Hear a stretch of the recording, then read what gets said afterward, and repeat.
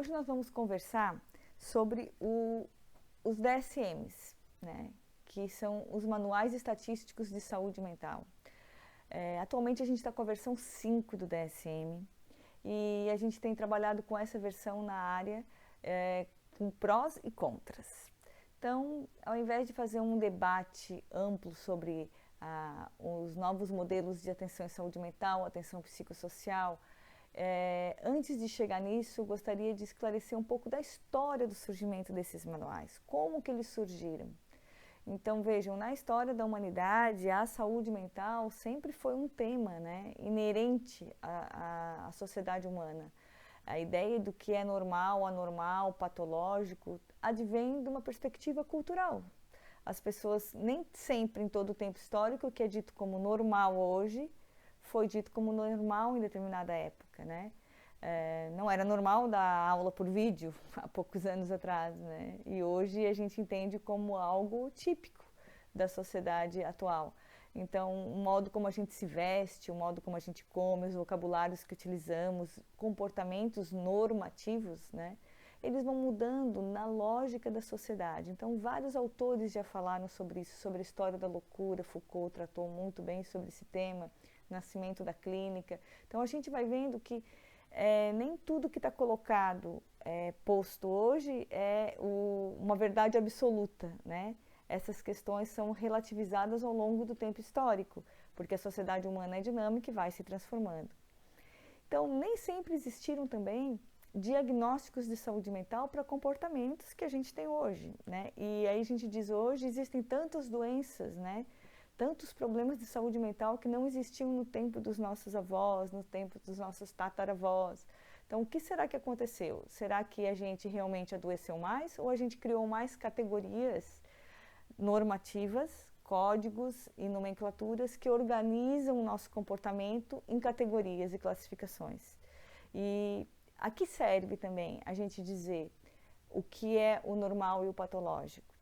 Numa perspectiva de que os grandes desenvolvimentos na área de psicotrópicos, que passaram a ajudar o ser humano a dormir melhor, a enfrentar melhor sinais e sintomas, né, diversos na área de saúde mental, esses avanços vieram a partir da década de 60. Então, em cima dessa narrativa, é muito forte a discussão na área de que, bom, é indispensável ter o diagnóstico, porque sem o diagnóstico não se pode prescrever medicação. Mas a gente vai ver que na história dos diagnósticos nem sempre foi numa perspectiva de colaborar com a vida da pessoa que esses diagnósticos surgiram. Então, todo cuidado é pouco quando a gente fala nessa área de diagnosticar, de criar critérios, de normatizar comportamentos, né? Todo cuidado é pouco. Então, na área de psicologia em especial, a gente não precisa de diagnóstico para tratar. Se uma pessoa se encontra em sofrimento e ela quer fazer um trabalho clínico de psicoterapia, ela pode procurar um profissional da área da psicologia muito bem. Ela não precisa ter um diagnóstico. Então, vamos sempre se lembrar que o diagnóstico hoje, na atualidade, ele é indispensável para a prescrição de medicamentos, mas ele não é condição prévia para os trabalhos de atenção psicossocial em saúde mental, para diversos outros trabalhos de vários profissionais que podem intervir em sinais e sintomas, colaborando com a qualidade de vida das pessoas, sem que se tenha ainda um diagnóstico pronto e fechado. Então, para os profissionais da área da saúde mental, é importante entender como surgiram os primeiros DSMs, os primeiros manuais, né? Então, eles não surgiram assim do nada, vamos lançar porque é importante para a medicação, eles surgem a partir de várias demandas. Então, se tem na história da saúde mental que desde 1880 a gente vai ver que os norte-americanos começaram a categorizar. Então, eles criam categorias para descrever insanidades, digamos, que eram consideradas na época insanidades fora do comportamento típico da sociedade que eles viviam. E essas categorias que eles identificaram eram 7 na época, né, em 1880. Então, era melancolia, mania, monomania, demência, dipomania, paresia e epilepsia, que depois viraram grandes, né, guarda-chuvas de outros entendimentos que foram se desdobrando. Mas vejam, esses critérios que vêm ali da sociedade norte-americana, eles ainda não compunham o que a gente vai chamar de DSM. a gente vai ver que quando a gente vive enquanto humanidade a Primeira Guerra Mundial e os soldados voltaram, né, da guerra com alguns sinais e sintomas graves, por exemplo, de sono, terror noturno, estresse pós-traumático, né? O estresse pós-traumático, que vai ser uma nomenclatura que vai aparecer nos DSMs, ele vem assim como uma das primeiras categorias que preocupa a sociedade norte-americana. Então, veja, uma família que recebe um soldado de guerra na época, e esse soldado, ele não consegue mais dormir, ele volta para casa, ele não é produtivo, não consegue mais sustentar a família, não consegue mais trabalhar. E, por outro lado, ele não é doente, porque não existe a doença dele física, do ponto de vista morfológico, fisiológico, nada que pudesse ser identificado, porque até então ali, o que era mais próximo da psiquiatria ou da saúde mental era a neurologia, né? Então, tinha que ser mapeado, tinha que ser algo que fosse fisicamente identificável. Então, o que eles tinham nas mãos? Comportamentos. Pessoas que não dormiam, pessoas que acordavam gritando, que viam pessoas mortas. Então, começou a se criar a elencar algumas categorias para que essa pessoa pudesse continuar recebendo soldo, né? Continuasse recebendo uma espécie de aposentadoria e que o Estado norte-americano se responsabilizasse por essas pessoas que não tinham mais condições de trabalhar e não existia doença que se registrasse na época como algo. Então, em 1917, a gente vai ter a primeira listagem classificatória que foi baseada em estatísticas e que vai ser realmente listada a partir do sofrimento dos veteranos de guerra norte-americanos. Aí a gente vai ver que o fato do exército americano ter criado essas categorias, e foram médicos do exército, profissionais do exército, da saúde, eles criaram essas categorias e isso causou uma insatisfação imensa com a Associação de Psiquiatria Americana. Porque eles acharam que essa primeira classificação que foi criada pelo exército, ela passou a incluir o CID-6 na época. O que é o CID? Código Internacional de Doenças. O Código Internacional de Doenças, ele é promovido pela OMS, né? Ele é publicado pela OMS, Organização Mundial da Saúde, que não é uma entidade norte-americana, né? Embora recebesse muito financiamento do governo norte-americano e por isso tem aí toda uma relação muito próxima. A gente viu agora durante a pandemia problemas do governo norte-americano com a OMS, tira a verba, bota a verba, vai tirar ou vai deixar. E a gente vai vendo as ingerências que existem dentro desses grandes órgãos, né? Então, naquele período, a aproximação era muito grande entre a OMS e o governo norte-americano por conta de várias questões que a gente não conhece nem a pontinha do iceberg, né? Mas, de toda forma, o que acontece é que a Associação de Psiquiatria Americana levantou o dedinho e disse, olha, nós não concordamos, como é que nós não fomos chamados para construir essas categorias, né?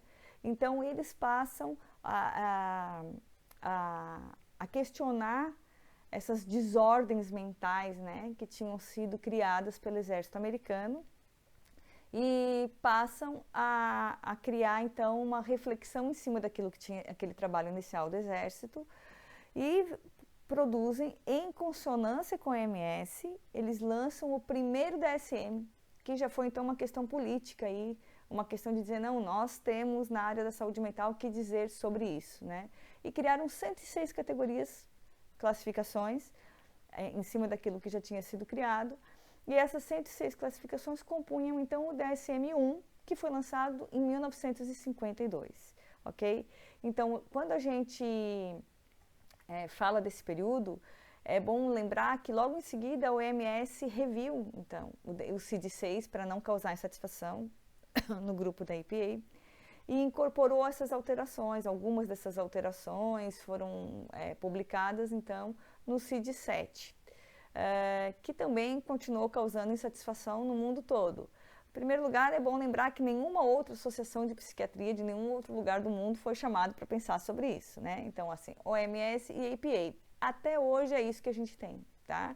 Até hoje, lançado em 2013, o último manual é um acordo baseado nas estatísticas de saúde mental da sociedade norte-americana. E como a gente sabe que são aspectos comportamentais, é evidente que pode nem sempre funcionar para as outras sociedades. Se para a própria sociedade norte-americana é questionável por conta de que se trata de classificações baseadas em estatísticas, né? Que elas são, as estatísticas, elas sempre deixam a desejar em alguns aspectos, elas nos norteiam, mas elas não são verdades absolutas. Então, imagine quando a gente tenta ampliar isso e homogeneizar para o mundo todo, né? Essas repercussões, então, elas vão gerando toda uma aplicabilidade no mundo inteiro. Então, quer dizer que desde a década de 50, em 1952, quando é gerado um primeiro manual específico, né, de saúde mental, ele acaba tendo alguma influência no CID-7, uma forte influência que passa a constar um capítulo específico sobre saúde mental, já com o ancoradouro da EPA. Em 1968, a gente vai ter o novo CID, o novo DSM-2, né? Que ele vai ter mais classificações. A gente vai vendo que ao longo da história, por exemplo, a gente tinha 106 no primeiro, a gente já passa para 182 classificações no segundo. Então, a partir de 1960, o que aconteceu? O que acontece nesse período entre o 1 e o 2, né? Que em 68 vai ser lançado o DSM-2. É que a partir da década de 60, que foi assim pós-Segunda Guerra Mundial, se vocês pararem para pensar, né, a gente viveu todo aquele período do Holocausto, muitas questões, e foi um período que se denunciou muitos tratamentos em saúde mental no mundo, porque muitos hospitais psiquiátricos de internação não apresentavam condições de direitos humanos funcionando. Isso não era uma perspectiva que estava no manual, não é culpa dos manuais, é um longo processo histórico, né, de marginalização do processo social, econômico, cultural das pessoas que têm sofrimento psíquico. Então, isso vem ao longo da história da humanidade, né, desde da nau dos loucos, descrita, né, que se colocava no mar, um navio, isolava as pessoas. Então, assim, tem toda uma história da humanidade de, bom, acaba-se que com o fim da Segunda Guerra Mundial, a comparação dos campos de concentração nazistas com pátios de hospitais psiquiátricos, isso aconteceu muito fortemente no Brasil, né?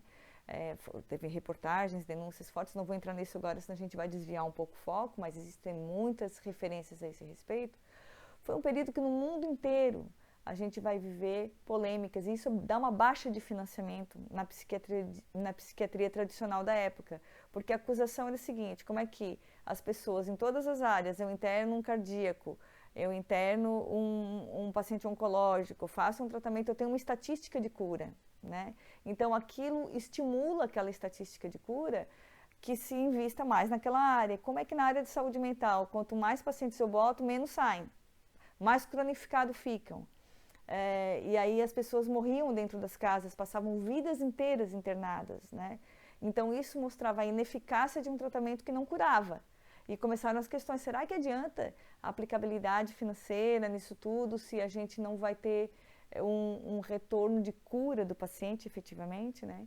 Grandes investimentos foram feitos na área farmacológica, tanto é que da década de 60 para cá a gente vai ter o avanço, boom dos psicotrópicos de última geração, que agora recentemente são totalmente outra linha, né, de medicamentos, tanto de antipsicóticos, antidepressivos. Então, a gente vai ver que nos últimos anos teve muito avanço nessa área. Mas em termos do que se chamava de tratamento na época, houve grandes divisões. E aí passou a ter uma área que se chamava psiquiatria social psicodinâmica, né, que influenciou mais até ali o DSM-2, e a psiquiatria de vertente biológica, que tentava localizar, mapear, usar eletrochoque. Então, assim, toda uma ideia de corporizar o sintoma para tornar um adoecimento que muitas vezes é comportamental, né, um adoecimento, entre aspas, aquilo que era sinalizador de sinais e sintomas que aparecia na descrição de comportamento, de sofrimento das pessoas, tentava se localizar de alguma maneira em corpos, né? Eles tentam criar, então, um grupo para revisar esse DSM-2, porque estava tendo muita polêmica, eles estavam sendo acusados de que aquele material era insuficiente, de que aqueles diagnósticos não colaboravam para a melhoria desses tratamentos, não subsidiavam essas casas de internação, né, esses grandes manicômios. Então, esse grupo que se montou em 1977, né? A gente vai ter um grupo que se monta, é coordenado por um psiquiatra que ficou muito conhecido, o Robert Spitzer, que ele ficou anos trabalhando na EPA à frente das equipes de DSM, né? Então, ele revisa o DSM-2 junto com a equipe dele, ele coordena essa equipe e o que passa a acontecer nessa discussão?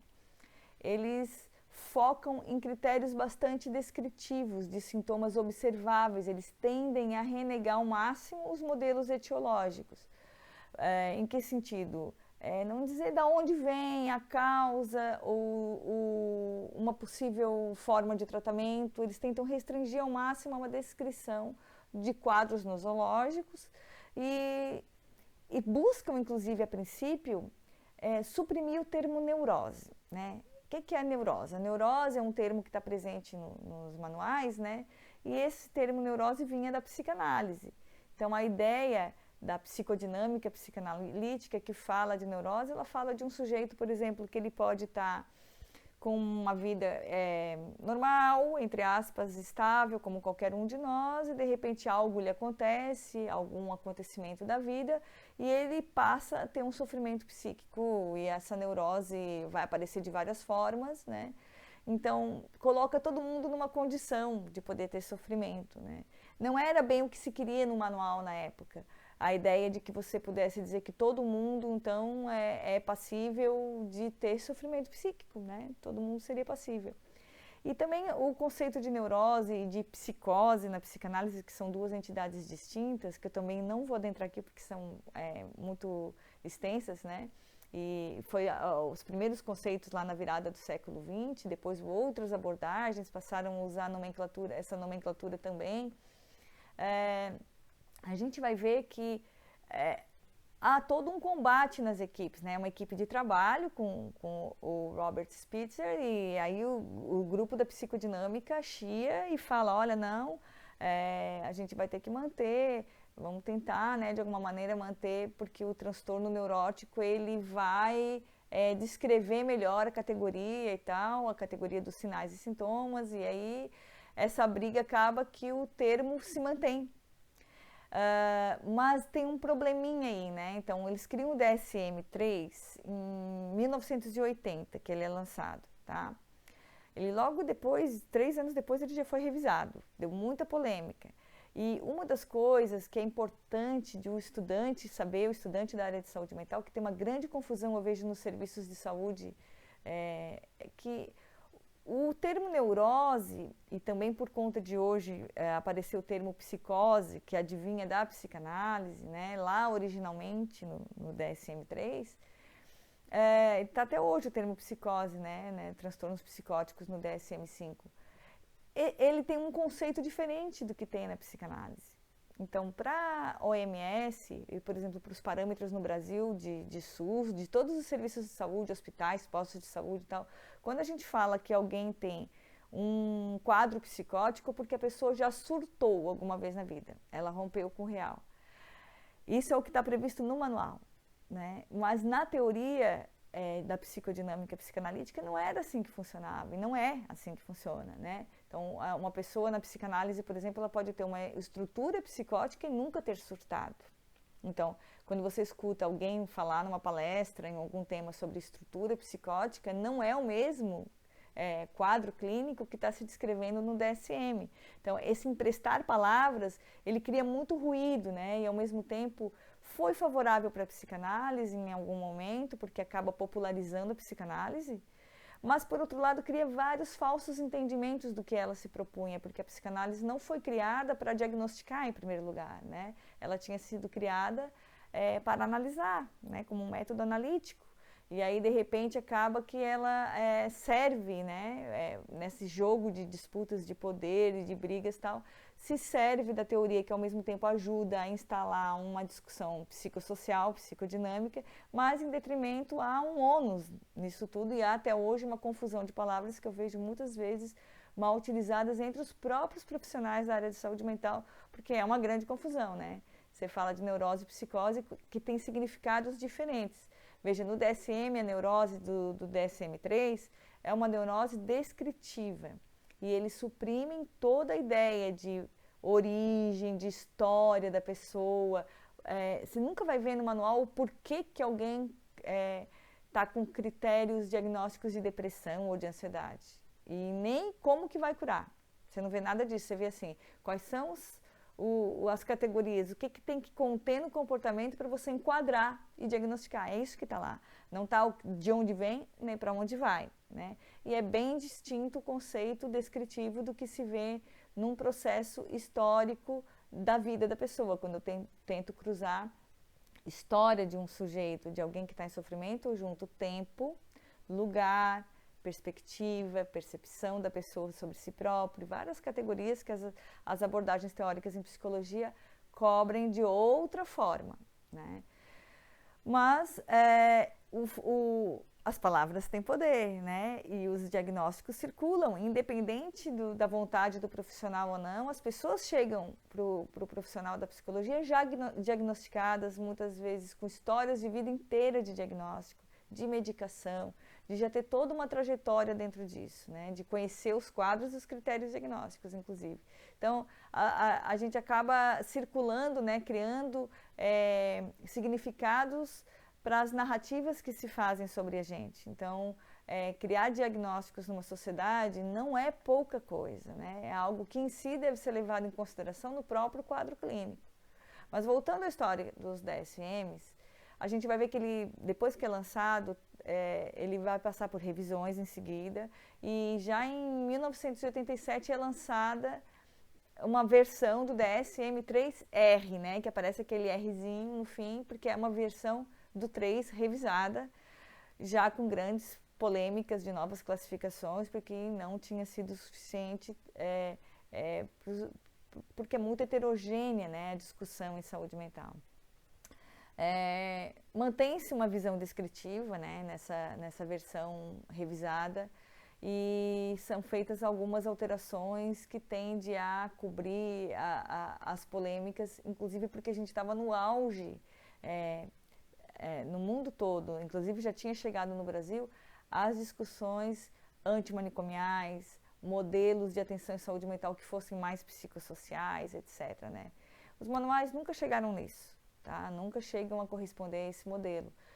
Mas eles começaram a se preocupar com essas questões de como descrever de uma maneira que não se comprometesse e cada vez se comprometeram menos, né?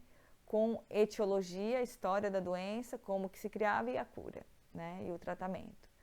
Então, o DSM-4, ele surge só em 1994, então, que foi uma síntese do primeiro DSM-3 com o DSM-3R. E também o 4 passa por uma nova modificação, e ele passa a ser revisado, mais uma vez, pela mesma equipe do Robert Spitzer, que vai lançar em 2000 o DSM-4R também, né? Que daí tem um Rzinho no final. Então é muito DSM para quem é da área, estudante da área de saúde mental, e às vezes quer olhar o que foram os DSMs. Agora vejam a grande polêmica, que assim, até aí, então lá no início havia uma cisão entre APA, lá no início no exército americano, e uma cisão com a AMS, lembra? Uma cisão da APA com a AMS, porque o AMS tinha incorporado critérios do Exército, mas depois eles foram de mãos dadas, né? Então, hoje, a gente tem um lançamento que já aconteceu alguns anos atrás, desde 2013, a gente usa hoje o DSM, em 2020, a gente está usando o DSM 5, que levou 12 anos para ser construído, com uma equipe interdisciplinar. Se vocês veem as primeiras páginas, assim, é incrível, parece que teve assim, muita gente envolvida, mas muda pouca coisa na prática, porque a gente passa a ter muito mais categorias, né?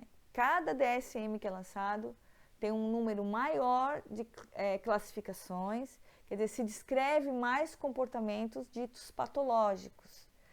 Qual é a grande discussão? Bom, ele está completamente harmonizado hoje, o DSM-5 está completamente harmonizado com o CID-10. Então, é possível você estar lá olhando um diagnóstico dentro do próprio manual DSM, que os profissionais baixam em PDF, em smartphone, em todos os computadores do sistema de saúde. Você baixa lá e já tem os códigos F32, F tal, então você tá lá o códigozinho do CID dentro do DSM. Então, foi um avanço em termos de facilitar a prescrição de medicamento, porque você não pode prescrever onde não tem diagnóstico, onde não tem código. Então, todo o DSM está coberto hoje com códigos. Todos os cantinhos do DSM você pode identificar códigos. E onde há código e onde você amplia classificações, veja, quanto mais eu amplio classificações, eu amplio o número de doenças, né, e as possibilidades de prescrição. São facas de dois gumes, como eu disse, como ao mesmo tempo tem pessoas que gostariam de ser medicadas e precisam de inclusive um atestado para afastamento, né? Porque vamos relembrar a história, toda a história de diagnóstico surge com os soldados que voltavam com dificuldades de saúde mental e não tinha diagnóstico, não podiam se afastar. Então, ao mesmo tempo que a gente quer ter o tempo do descanso, quer ter o afastamento, quer ter o tempo da recuperação em saúde mental, é sempre um risco diagnóstico no sentido de que rotula, de que fecha, né? E a preocupação atual é que existem muitas classificações e a outra preocupação dentro disso é que todas as classificações, todos os critérios diagnósticos são critérios baseados em comportamentos humanos, em interações sociais. Por exemplo, há grupos de pesquisadores da sociologia que reivindicam que um DSM deveria ser produzido pela área da sociologia, porque só fala de comportamentos sociais e não fala de nenhuma componente vinculada a aspectos, nenhuma não. Alguns capítulos raros, exceções, principalmente nas demências, se fala de alguma coisa fisiológica. Mas assim, né? A grande maioria do manual é baseada em critérios comportamentais. Então, você vai ver que esses critérios comportamentais, eles passam por coisas do tipo comer demais, comer de menos, dormir demais, de menos, tem prejuízo social, agressividade. Então, como não se fala da história, de onde vem, não se fala da etiologia e nem se fala do tratamento, está se falando só de uma estatística, mas se pode prescrever medicamento. Então, há um receio de como a sociedade vai funcionar nos próximos anos se a gente transforma problemas que são sociais, muitas vezes interacionais, né? Problemas de interação humana, problemas que necessitariam uma atenção psicossocial, uma modificação substancial do modo de viver humano, né? Das grandes jornadas de trabalho, dos modos de a gente viver em família, dos modos de a gente viver em sociedade. Se a gente nunca vai parar para se repensar, então a gente nunca mais vai parar para pensar nisso, a gente vai categorizar, medicar, anestesiar e vamos viver assim, né? Então, existem essas perspectivas de crítica, né? O que vamos fazer com isso nos próximos anos? Até aqui chegamos, é nesse ponto que estamos, né? E não se construiu do nada, tem toda essa historinha aí que acabei de contar. Mas o que vamos fazer com isso, né? Em termos de sociedade, é uma discussão muito ampla. Eu gosto sempre de lembrar que na psicologia, relembrando, nós não precisamos do diagnóstico para tratar, nem para acolher o sofrimento psíquico. Isso muito nos conforta. A gente não precisa se preocupar com essa questão do diagnóstico, mas a gente precisa se preocupar com o impacto que a narrativa do diagnóstico já tem na vida da pessoa. Eu vou dar um exemplo. Um exemplo é o seguinte: eu posso atender uma pessoa que me diz que está com sintomas de desânimo, humor triste, vazio, que não sente motivação para nada. E aí, quando você começa a trabalhar na questão de um projeto existencial, qual o sentido de vida e tal, a pessoa se esconde atrás de um diagnóstico. Ela pode dizer, não, é que não adianta. Eu vim aqui só porque me mandaram mesmo, mas na verdade eu já tenho o diagnóstico de depressão, né? Então, assim, ao mesmo tempo que é favorável, porque você tem o diagnóstico, então você tem um tempo para se tratar, né? Você pode recuar em alguns aspectos, em algumas profissões, né? Hoje em dia isso está cada vez mais raro, mas as pessoas ainda conseguem pegar atestado.